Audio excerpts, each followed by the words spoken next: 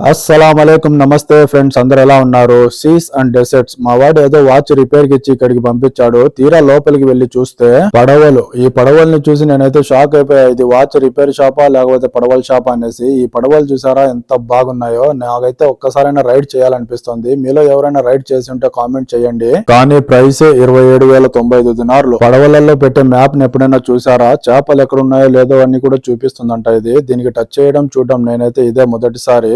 ఇక ఈ బైక్స్ ని చూస్తే నా ఆనందానికి హద్దులు లేవు. బైక్ తీసుకొని పారిపోదామా అనిపించింది. పేరుకి అమెరికన్ బ్రాండ్ అయినా ఇండియన్ అని చూడగానే చాలా ప్రౌడ్ గా అనిపించింది. ఇక వీటిని చూస్తే నాకు కార్ లో బైక్స్ అర్థం కావడం లేదు. షాకింగ్ గా అనిపించింది. ఎడారిలో ఎక్కువగా నడుపుతారంట వీటిని.